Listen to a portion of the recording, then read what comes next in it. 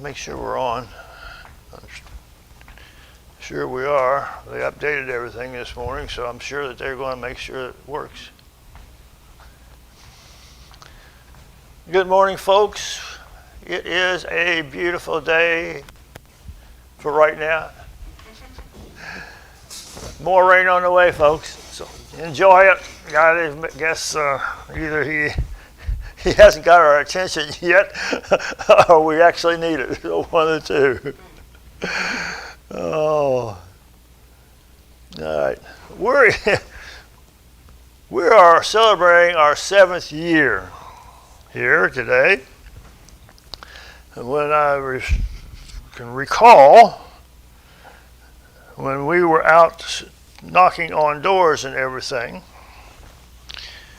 we had several people say we would not last over 6 months, or 6 months. That it would be close the doors and be gone again, and they were just telling us how bad it was going to be and all this other stuff. Well, like I said, when God is in it, He's going to bring it forth. Again, it's in God's hands, not ours. We've been blessed. If I said it would have been easy, I would be lying, because it's been hard. We've had Satan in the church, and we've had Satan outside the church trying to stop us in any way possible. We've had churches when we first started calling us a cult and everything else. And again, they didn't think we'd be here very long as well, but we're here. And so, again, God vindicates us that we're still here now. Again, He may close it up here shortly. I don't know. He may say, let's keep on going, whatever. And things that happen. Now, I know people, starting up a new church, they may say, well, we got churches around here, and maybe they get started, maybe they won't. We get going there, and then we'd have to find another church if it didn't last. Well, we're here. Come on, bring it on, and we'll see what God has for us anyway. All right. We're in a study of Proverbs, and we're in chapter 10, and Solomon has given us contrast ideas in order for us to meditate upon what he's actually saying to us. But today what we're going to see is very common in our life today. When we talk about division, what causes that division? In most of the cases, it's because of bitterness. A lot of churches have split over bitterness. Countries have been very unwilling to live together because of greed and bitterness. And we see a lot of greed today, and we see a lot of hatred in our own country today. And when we're doing that, there is no way that a nation or a church can survive that hatred and bitterness. And that's the way we see things today. The scripture says there's nothing new under the sun, and that's true. There is nothing new. What happened back in Israel's day happens today. And we see today, as we come into Proverbs chapter 10, verse 6 or 12 through 16, it starts out with, hatred stirs up strife, but love covers all sin. Hatred is because of dissension. Our country is tore apart today because of hatred. We could go back through history. We've had some good presidents, and we've had some lousy presidents. And we've had the right to explain why we like this one or why we hate that one.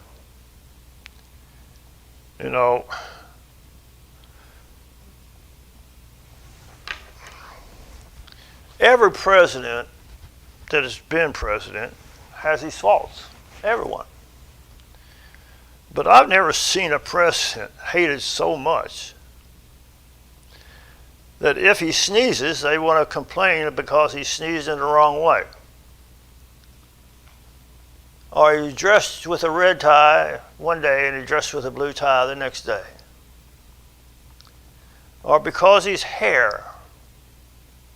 And there have been preachers like that too. I mean, people didn't like the way people's hair was. But anyway, we find fault with it and we complain about it. And it becomes a division.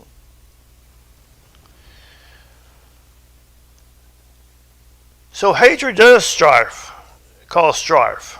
Now we can go back to the Bible, and that's where we should be going back. And we see nations that hated Israel, and because of that, they brought forth war. W-A-R, war. Okay.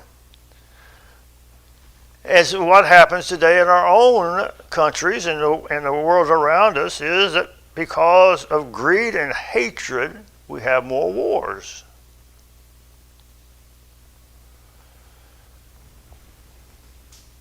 Haman was a right-hand man of the king,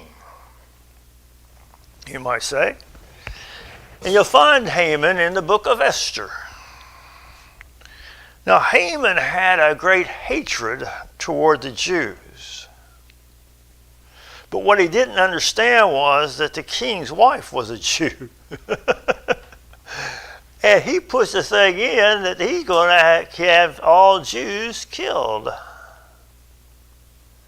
Well, Esther is there in the king's domain, and she knows the rules. Unless the king calls for you, you just don't walk in on his room or where he's at. You have to be summoned. But we know Mordecai told her, see, you have been put here for a reason. And God always has his reasons of why he does things. And then we're going to see again, God moved her into an uncomfortable situation. Now, she has a choice.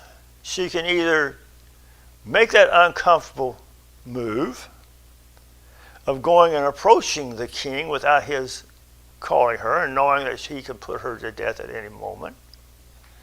Or she could do what Mordecai wants her to do, is to inform the king of what's happening. So she first goes in and she tests the situation, and the king welcomes her fine. And she invites the king and Haman to a banquet. Well, you can imagine the king is ready for that. Haman now, he's got his chest all puffed out thinking, I'm the man. The queen even loves me. But she again comes back about and realizes she has to tell the king what's going on.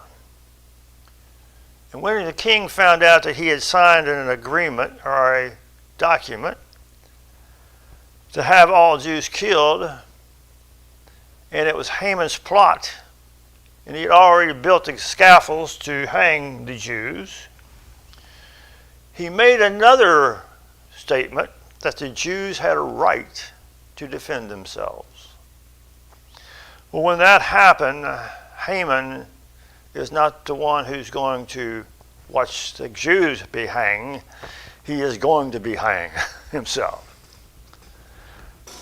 But we have that much hatred today over the Jewish nation. We see riots. We see higher education universities and colleges being seized by great hatred against the Jewish people. But we also have great hatred in our country today that Islam is not a religion, folks. It's an ideology, politics. They don't care about religion. They care about the politics of taking over countries. You know, maybe you need a book on Islam, because I've been yelled at that they believe in God. Well, guess what? There's a lot of Christians that believe in a God too, but it's not the same God.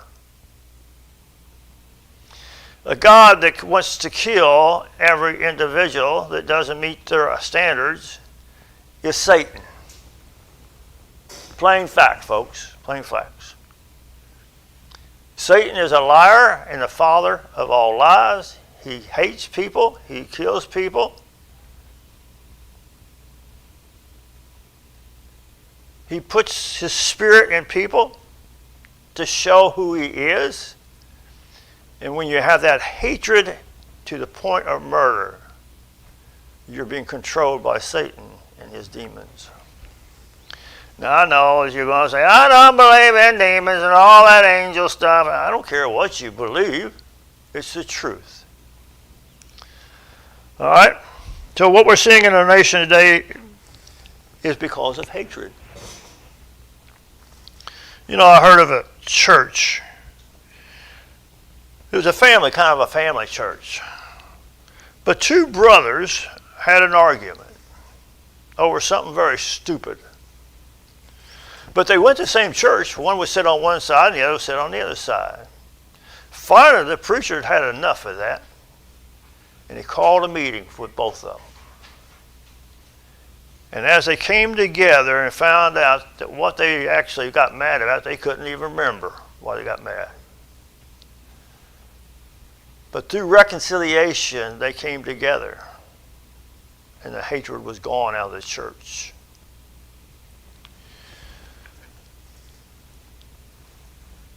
A nation divided because of hate, a nation can never stand.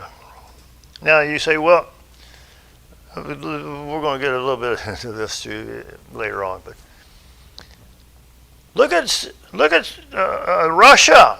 They get along just fine. Yeah, they get along just fine because if they don't, they get their head cut off or they get put in prison and die in prison. There's not true concern for the people. They're controlled under hatred and malice. What about the people of China? They all seem happy. No, they're not. You see, in both of those situations, you have a remnant of Christians living there. Hold on to that till we get back to our message. Okay? But we cannot have freedom unless we have truth. One of the main preachers of our day, as a matter of fact, he was a pastor at First Baptist Church in Paducah, and I had the opportunity to sit and hear him. Passed away this year. He had a son who was contrary to his father's teaching. And he says it doesn't make any difference if we come together in unity even though we don't agree. How can you have unity when you don't agree? You won't have unity. You'll have a division. And that division will rise up one of these days to the point, I guess I figure I need two of them, to the point that there will be destruction come about. Islam hates the Christians. We are infidels to them. And if we don't bow down to their ideology, and you women are back into slavery, wearing the garments that covers your beautiful face and your beautiful body, and if you talk to a man, your head will come off because you don't have it right. Look it up, folks. I'm not telling you something that's not truth.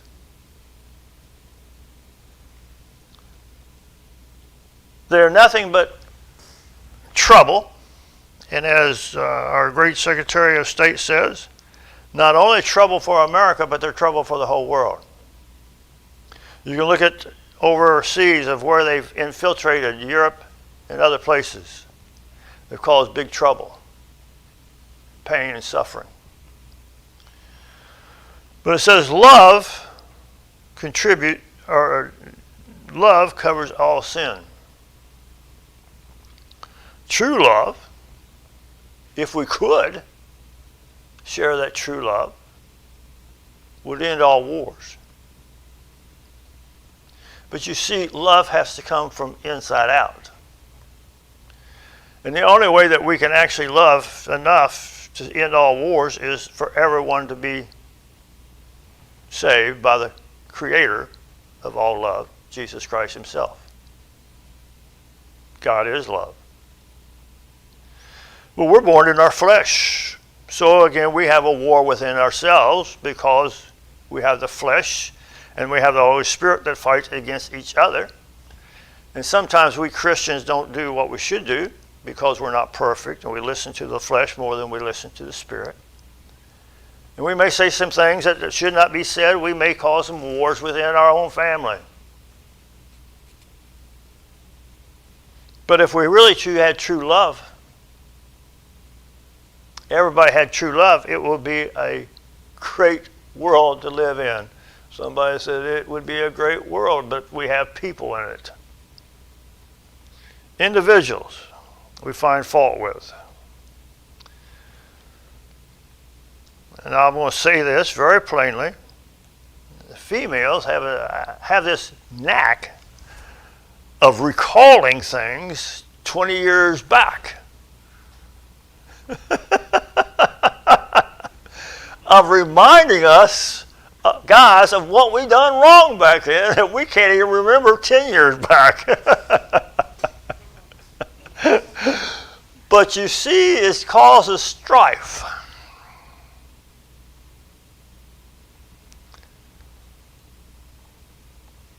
I like what the woman said. Another woman was visiting her and she was picking up the husband's dirty socks. And the other woman was really aggravated because she was doing that. Why would you do that? He said, well, sometimes, I leave things around and he picks them up for me. Sacrifice. Love, true love, is sacrificial. I keep telling my grandchildren that. Because, listen to me very carefully here for a moment. There are children that does not know what true love is. And because of that, even though you tell them you love them, they can't comprehend it because they never had that true love before. And so just like everything else, we as Christians, when we come to know Jesus Christ, we're not perfect. As I said, we'll never be perfect here on earth. But we learn as we travel and we see things happening. We learn that God is trustworthy. We see his love in things that we did not experience love before. So these kids have to learn what true love is. And the only way we do that is by sacrifice. I might get on right here. Our kids, we want the very best for them. But they don't understand that giving them what we want them to have sometimes is really a sacrifice on our part. It's not because of money. Sometimes it's because of our work schedule. We can't be there as much as we want to be with them. Or maybe it's because of health reasons. We can't do what we want to do because of health reasons with them. They're looking for guidance by us in our time and not our money. And that's hard to understand at times. You got a kid going to school and he has on Converse tennis shoes. Nothing wrong with Converse, folks, they're good shoes. But Michael Jordan's shoes, which costs $100, $200, and some of the students have those, they can't understand why Dad can't buy the $200 and $300 shoes. It's because Dad is sacrificing everything he has to give him the Converse. Now, I got a weird grandchild, McKenna. She loves Converse. I don't want those other shoes. Give me my Converse. What color you want? The black ones. Okay, dear.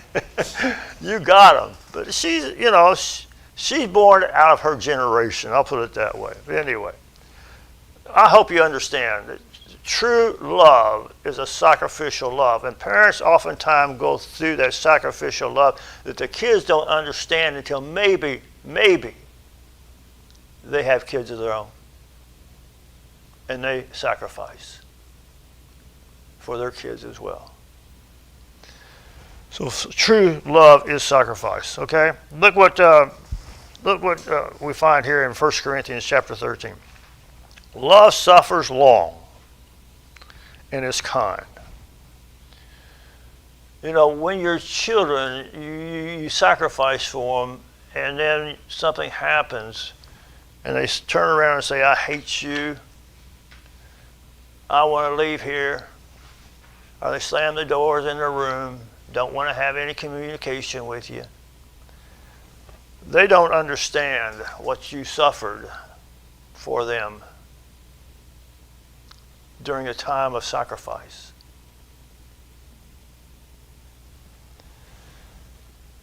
Love does not envy. Love does not parade itself. Is not puffed up. Does not behave rudely, does not seek its own, is not provoked, thinks no evil. That says a lot in those two verses. We're not going to break them all down here because we got services we got to tend to, but break it down. Think about it. And try to get your children to understand what true love is. The world would be a lot better if we really tried our best to educate our children about the true love, the sacrificing love. And some kids just have that automatic development that they're more concerned and have full of compassion for more people.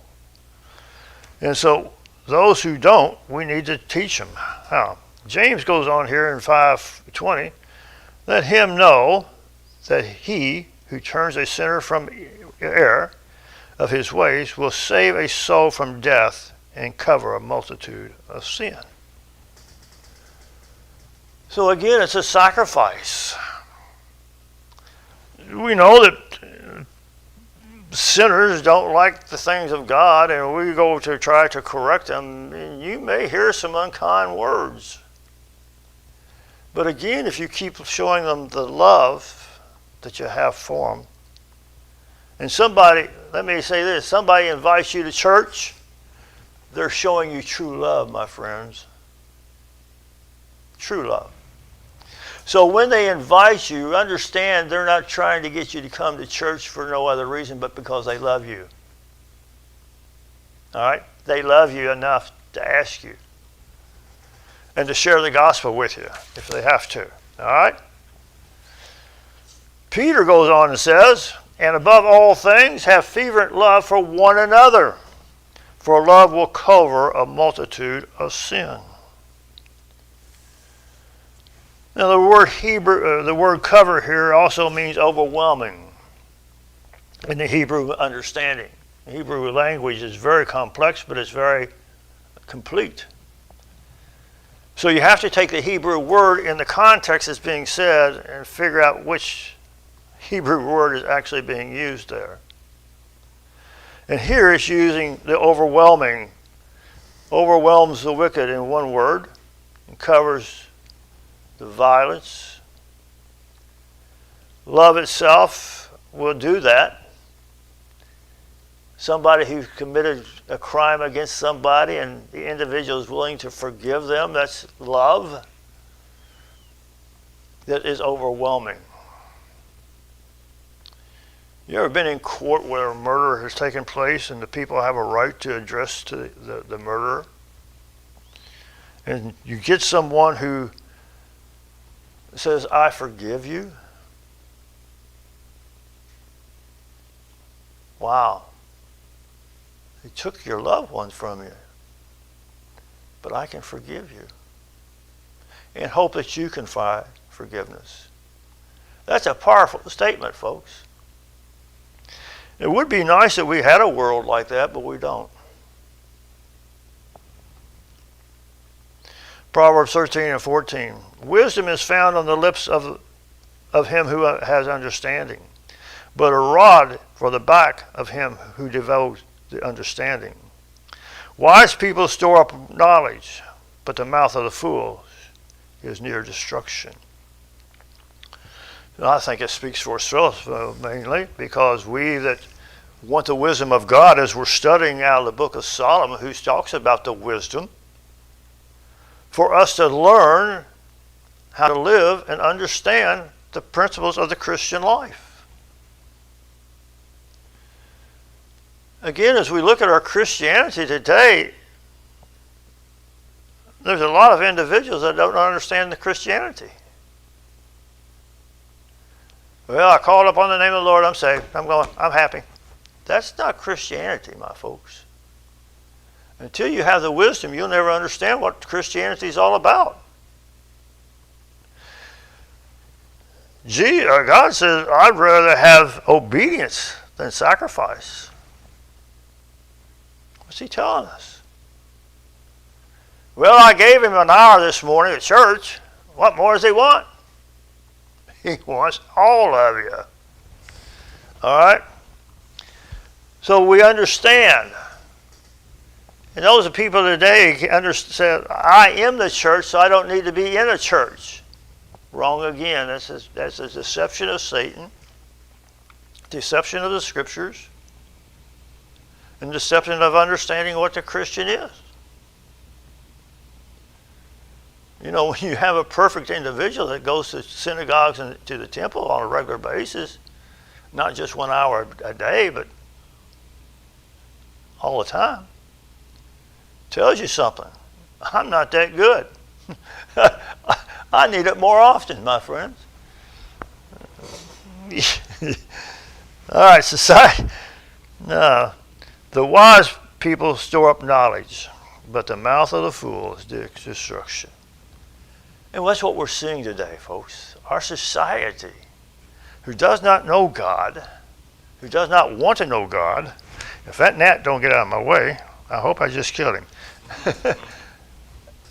Don't know God. How can they respond to people who try to live a good moral life? They're going to hate you. All right? So that's just the way it is.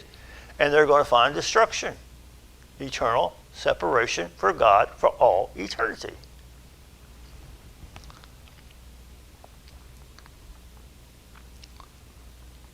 Society today has little patience with the foolish individuals. The foolish sense, their behavior. I have no time for someone who wants to destroy somebody else's property because they're mad at somebody else. Not the property owner they're mad at, but they destroy somebody else's property because they're mad at somebody else. That don't make sense to me. But that's because they don't have the understanding and the wisdom and the knowing of the things of God. Now, I've had, not the rod, but I've had the leather belt put to my backside. Not just once, and then stuck me in a corner and said, take your time out. Time out doesn't do nothing. Well, I can't spank my child. Yes, you can. The Bible says so. All right. Now, it doesn't mean you can beat the child, but you can you can take your hand to the bottom side of that child's bottom. It's well padded back there, folks. It's not going to hurt him. You might leave a handprint, but it will fade away after a while.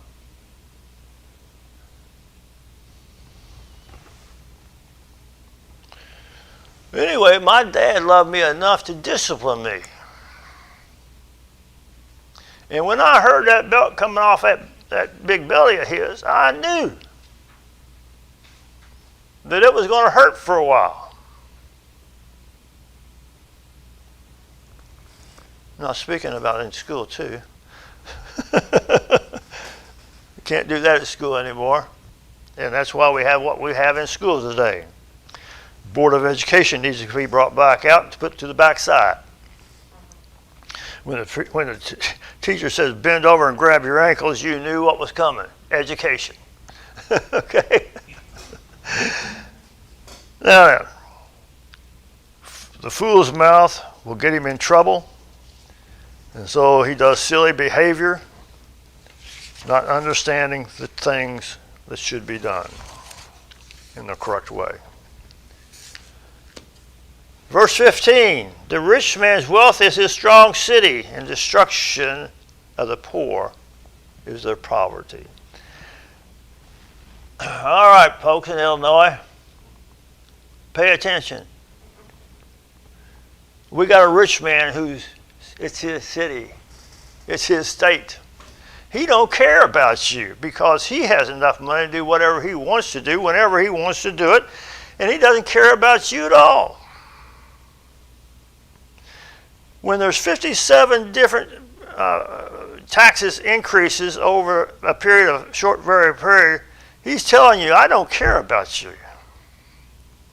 I got all kinds of money. I can go to my Florida house, or I can go to my Wisconsin house. I can go wherever I want to go and do whatever I want to do. I don't care about you. And when I take all my toilets out of my mansion and says the property tax goes down, but you can't do that.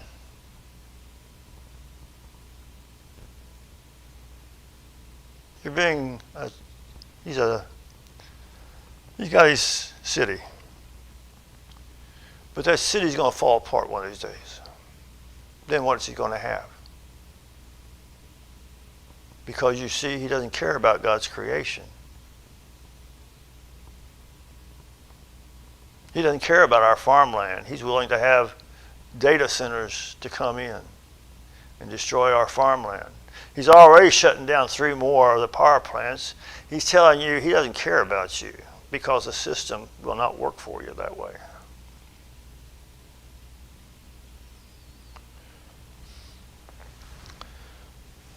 Destruction of the poor is their poverty.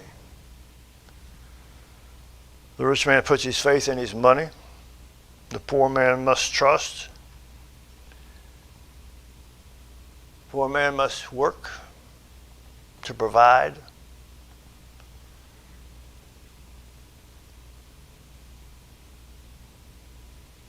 Sometimes it doesn't seem right, and it's not right. But you see, again, we, the common people, that has to go through the suffering, and as Jesus says, we suffer for a short period of time. We're suffering under a tyrant that does not know God. But we shall be vindicated one day. And some of the poorest people I've ever seen are the most spiritual individuals. They trust in God for everything. And those poor people look down upon the riches. They don't have nothing. They serve their God. They don't have nothing. But they have what God supplies for, their needs. The rich is full of greed. Oh no, I said that. You know, I hit a turkey last Sunday coming in. Maybe I've already told you that. It tore off the right mirror on my little truck. I take care of my little truck. It's my last vehicle I'll probably ever own. But I take care of it. I don't like, dirty. I try to keep it clean. Try to keep it waxed up and shiny all the time. I try to keep it washed. And so this turkey took out my mirror. So the insurance company says, we're going to put you on a used mirror.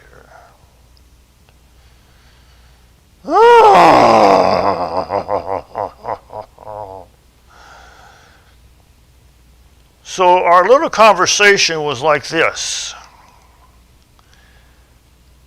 You're going to put me a junkyard mirror. Well, I said, no, it's coming from a junkyard. I know exactly where it's coming from. It's coming from a junkyard. And it may have scratches on it. The individual who says you're going to fix it says he can reject it if it does, but I'm still getting a used junk mirror, which may have a couple of scratches on it. That don't set me well. So I had a little conversation with this agent up in Missouri somewhere. Nobody's seen it other than what I've told them about, took pictures of it, did all their work for them. And pictures always don't show everything. I said, okay, so you're going to put a junk mirror on my car that I take pride in. You're going to save $200 by doing that. And the whole time I've been with you, my car payment, my insurance payment on my car was such and such and such. So that mounts up a lot more than the $200 because one payment is more than $200. And I haven't had a claim with you until now. But I'll guarantee you one thing, because of your greed, you'll lose a customer. Well, you got to look at it from all points of view. No, I see the greed in it. And I told her about another insurance company that I left after 48 years because of their greed. And she said, I did the same thing to the same insurance company. She told me that. I said, but greed caused you to leave them. Greed caused me to leave them. And guess what? Greed is going to cause me to leave you. Tough luck, that's the way it is. I said, fine. Tough luck, go find another sucker to pay your fees because I will be leaving you. All right? Got off that rant. All right? But that's the problem with our world today. It's all greed. The hospitals is greed. When the illegals can go to the hospital and get their treatment free, but we have to pay for it, even though we can't afford it, we still have to pay it out of pocket.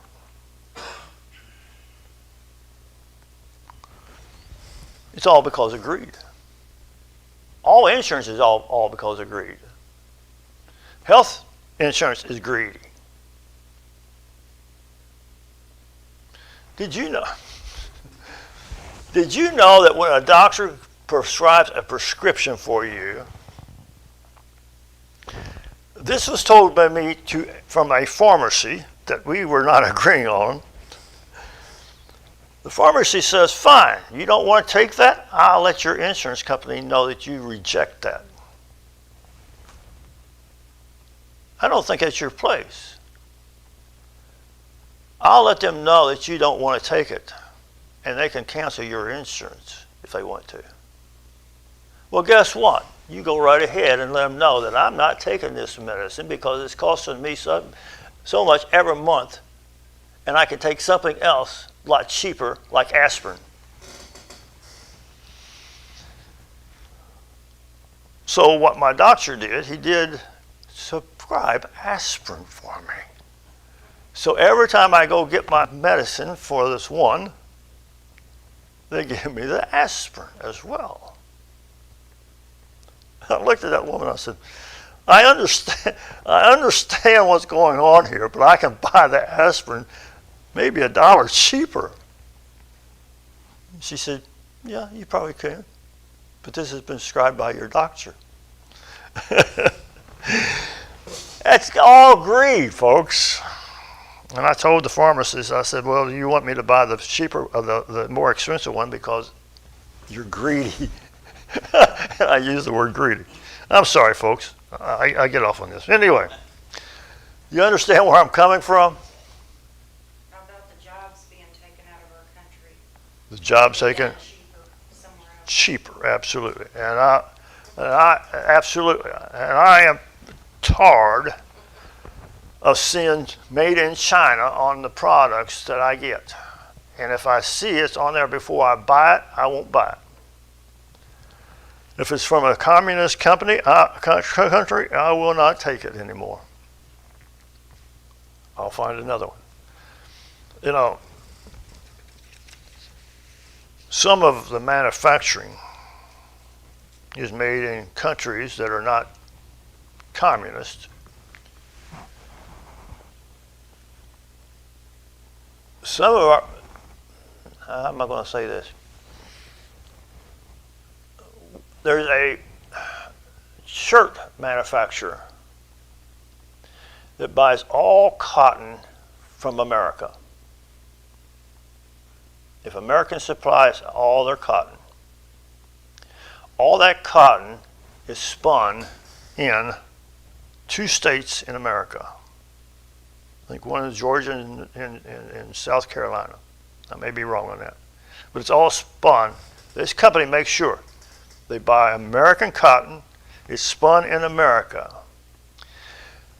Many of the shirts are made in America, and shirts that are outside of America, we have America personnel overlooking every stitch on those shirts.